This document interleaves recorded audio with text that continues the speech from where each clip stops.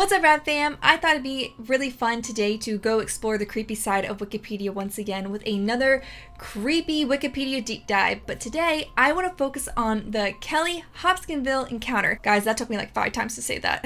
It's just a really creepy, unexplainable encounter with possibly aliens.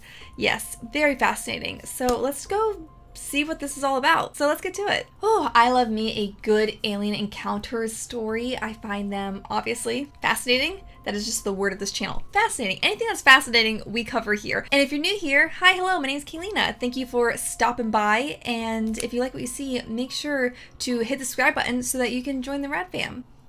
Felt like a good time to say that. Okay, so about the encounter. And boy, that picture is, I'd actually say kind of funny looking, but I guess in real life, if you were to encounter something like that, it would be pretty darn terrifying. And there's even like a little scale model, so they're like half the size of I guess an average adult. Does that make them scarier?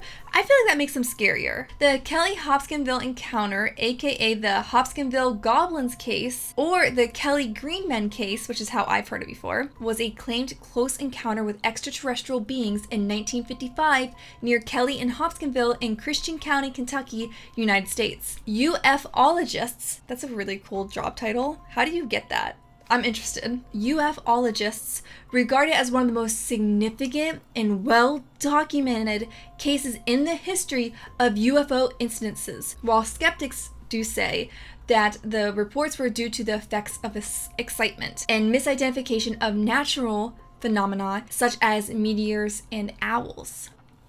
How do you confuse an owl with an alien? I understand how you could confuse, especially back then, a meteorite for UFO. You know, sometimes they do like crazy things. Even today, they still spark the conversation of, was that a UFO? So like, I totally get that. But how could you possibly confuse an owl for an alien? Psychologists have used the alleged incident as an academic example of pseudoscience to help students distinguish truth from fiction. My favorite class that I've ever taken in school was a pseudoscience class. Fascinating to understand how people can so easily and unknowingly be manipulated by outside factors. So, I mean, I guess if a bunch of people in your town, like your neighbors, your friends, family, people you like trusted and knew, if they were to all say like, hey, I saw something strange in the sky last night, and then another person were to chime up saying, yeah, I've heard really weird noises too, and I also saw it in the sky. Like, you can see how these can like snowball into something much larger. But regardless, it is fascinating, and I would love to learn more. So let's dive into the claims now. So on the evening of August 21st, 1955, 5 adults and 7 children, that's a lot of people, arrived at the Hopkinsville police station claiming that small alien creatures from a spaceship were attacking their farmhouse, and they had been holding them off with gunfire for nearly 4 hours. 5 adults and 7 children thinking that something is actively attacking them for 4 hours?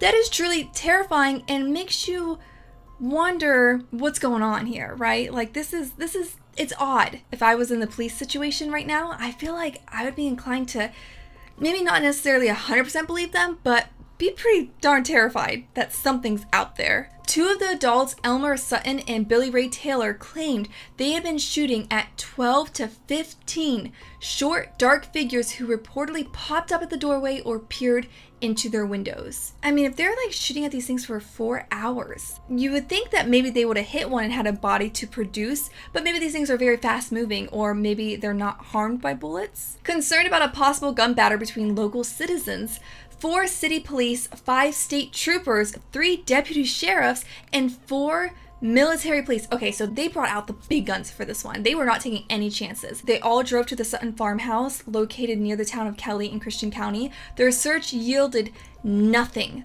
apart from the evidence of gunfire and holes in a window and door screens made by the firearms. Okay. What's going on here? So they actually did shoot guns. Unless they wanted this to be one crazy elaborate hoax, they then would have to genuinely have thought something was trying to attack them, trying to get to them. And the fact that no body was hurt, like there was no blood or no evidence of actual other people. What did they see out there? The very next day, neighbors told police officers that the families had packed up and left after claiming the creatures had returned about 3:30 in the morning. So these things, after leaving no evidence behind, came back for them? Oh my god, that literally gives me goosebumps. Oh my god, that is so creepy. If you wanted to say that these people came up with this idea as a hoax, I mean, why would they up and leave? Because you can't say that they're trying to make a bigger distraction to maybe flee from another maybe responsibility that they had. They brought all that attention onto them, so I feel like they were trying to run or hide from something that it would be the dumbest thing that you could possibly do. Unless maybe they somehow unknowingly took like hallucinogenics and literally were tripping seeing these aliens. This is just weird. The families claimed received widespread coverage in local and national press.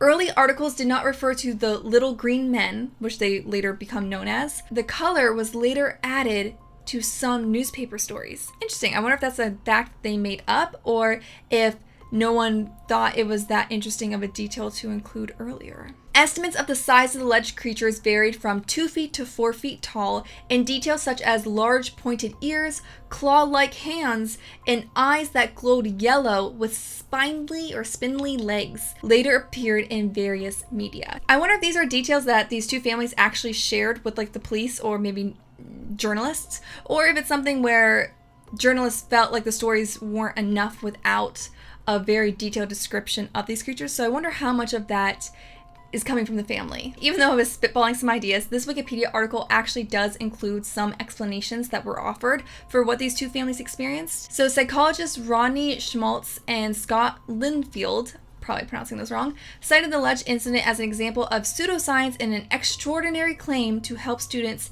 develop critical thinking skills. It is plausible, if not likely, that the aliens were great horned owls, and there's some evidence that the eyewitnesses may have been intoxicated during the alien attack. So the whole idea of like hallucinogenics, I guess if they were taking alcohol, were incredibly drunk, one person got spooked by an owl, I could see how that could snowball into something that it wasn't, but that's just a lot of people. But I mean, I guess if all the adults are drunk, wow, who's watching the kids then? It also kind of seems like this could just be a cover-up because the police didn't want aliens to spark fear in this town. Other people have theorized that the family misidentified eagle owls or like the great horned owls, which fly at nighttime, and they do have bright yellow eyes that were very reflective in the night. They aggressively defend their nests, so that kind of fits the whole being attacked idea. But meteor sightings also occurred at the same time that could explain Billy Ray Taylor's claim that he saw a bright light streak across the sky and disappeared beyond a tree line some distance from the house. Okay, so there's like little tidbits here and there, and then if you mix in alcohol, okay, it's starting to paint a bigger picture. You can kind of get then how this happened. But I want to hear what like ufologists have to say about this, because obviously this is such a big case, so many of them have studied it. I would like to see what the other side has to say. A French ufologist also argued in a publication that the explanation of the case is great horned owls. So this is a ufologist saying this. So, I mean, it definitely is something to think about. Though another ufologist, Jerome Clark, writes that the supposed creatures floated through the trees and sound of bullets striking them resembled bullets striking a metal bucket. It's a very specific sound. Clark describes an odd luminous patch along the fence where one of the beings had been shot, and in the woods beyond the house, a green light whose source could not be determined. However, this description was consistent with foxfire, a bioluminescent fungus on decaying wood, which again, if you didn't know what that was, that'd be pretty shocking to just stumble across that in the middle of the woods at night, you know? So, yeah, okay, maybe it probably wasn't aliens. Clark also wrote that investigations by police, Air Force officers from nearby Fort Campbell and civilian ufologists found no evidence of a hoax. So they dismissed the idea that this was made up intentionally for publicity. So if it wasn't actually these creatures, then they just got confused in their drunken stupor. However, Brian Dunning reports that the claim that Air Force investigators showed up the next day at Mrs. Langford's house had been published a number of times by various authors, but he could not find any corresponding evidence of this actually taking place. The 4 military police who accompanied the police officers on the night of the event were from an Army base, not an Air Force base. Ufologist Alan Hendry wrote, "This case is distinguished by its duration and also by the number of witnesses involved." Okay, I'm leaving this Wikipedia article kind of confused. What do you guys think? This one's kind of hard one, right? Because they did a really compelling job of making you think, no, it probably wasn't aliens. But I would love to hear what you guys think down in the comments. That's why we do these paranormal investigation deep dives, because it's the paranormal. There's different interpretations to the evidence that is presented. So, whatever you think, share it down below. Let's keep this conversation going. It's like I want to believe the alien story, but I'm having a hard time with just accepting it.